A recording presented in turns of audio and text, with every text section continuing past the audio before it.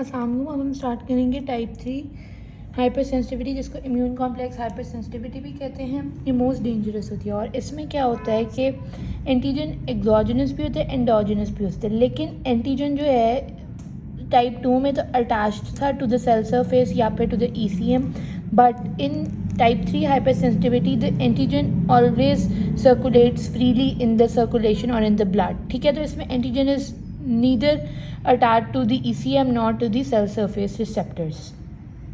ठीक है, अब इसमें हमने ये देखा कि इसमें एंटीजन फ्रीली सर्कुलेट करेगा। फिर क्या होगा, एंटीजन के साथ आकर एंटीबॉडी बाइंड करेगी।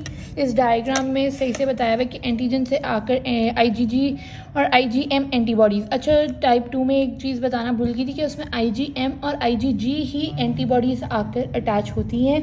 तो ऐसा क्यों होता है, कॉम्प्लीमेंट सिर्फ IgG और IgM क्यों करवाती हैं? वो इसलिए करवाती हैं क्योंकि एंटीजन की जो बाइंडिंग साइट्स, जो कि कॉम्प्लीमेंट C1 प्रोटीन की बाइंडिंग साइट होती है ना, वो ही सिर्फ IgG और IgM के ऊपर अटैच होती है। तो इस वजह से तो अभी एंटीजन और IgG कंबाइन करेंगे तो वो एंटीजन एंटीबॉडी कॉम्प्लेक्सेस बनाएंगे ब्लड के अंदर। फिर ये जो इम्यून कॉम्प्लेक्स होंगे ना, वो डिपॉजिट हो जाएंगे ऑन दी डिफरेंट टिश्यूज़। ठीक है, डिपॉजिट हो जाएंगे डिफरेंट टिश्यूज़ में, कॉजिंग डिजीज़, जैसे कि ब्लड वेसल्स में डिपॉजिट होंगे और will cause disease like vasculitis. फिर जॉइंट्स में आर्थराइटिस, किडनीज़ में नेफ्राइटिस वगैरह ये कॉज करेंगे। तो वो सबसे पहले एंटीजन एंटीबॉडी कॉम्प्लेक्सेस बनाएंगे और ये इम्यून कॉम्प्लेक्स डिफरेंट टिश्यूज़ में डिपॉजिट हो जाएंगे और डिपॉजिट होकर वहाँ पर डिजीज़ कॉज करवाएंगे। उसके बाद वो क्या करेंगे, वो एक्टिवेट करेंगे कॉम्प्लीमेंट को और will cause the formation of C5a and C3a which are the chemokines and the anaphylar toxins। उसकी फॉर्मेशन करवाएंगे।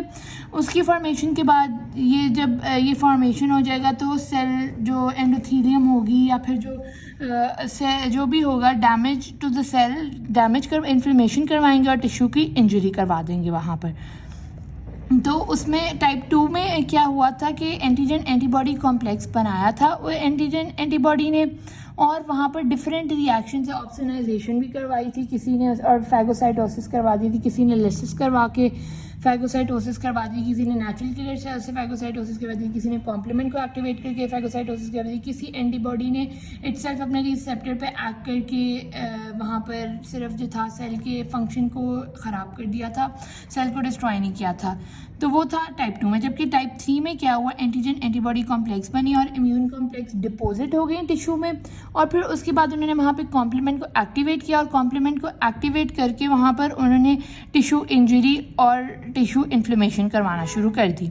अब इसके दो रिएक्शन हैं, एक तो लोकलाइज इन्फ्लेमेशन हो सकती है और एक सिस्टेमिक इन्फ्लेमेटरी रिस्पॉन्स होता है। लोकलाइज इन्फ्लेमेशन को आर्थस रिएक्शन कहते हैं, जबकि सिस्टेमिक इन्फ्लेमेटरी रिस्पॉन्स को सीरम सिकनेस कह सकते हैं। ठीक है, अब इसमें होता दोनों में सेम ही है, टाइप 3 हाइपर सेंसिटिविटी ही होती है, लेकिन कुछ जगह लोकलाइज इन्फ्लेमेशन हो जाती है और कुछ में जो है वो सिस्टेमिक इन्फ्लेमेशन हो जाती है। तो अब क्या होता है, लोकलाइज इन्फ्लेमेशन आर्थस रिएक्शन, इसको नाम कैसे पड़ा कि आर्थस एक साइंटिस्ट था, डॉक्टर आर्थस। उसने सबसे पहले क्या किया, हॉर्स के एंटीजन रिपीटेडली उसने रैपिड्स में डालना शुरू किए, जिसकी रैपिड में हॉर्स के एंटीजन डालता गया। पहले तो उसने डाले तो उसके अगेंस्ट ऑब्वियसली रैपिड्स में रैबिट्स में हॉर्स के एंटीजन तो नहीं होंगे, तो उस रैबिट्स में एंटीबॉडीज़ बनना शुरू हो गई उसके अगेंस्ट। तो जब रिपीटेडली एंटीजन डालता गया हॉर्स के रैबिट्स के अंदर तो उसमें एंटीबॉडीज़ बनी। फिर उसके बाद उन एंटीजन और एंटीबॉडी ने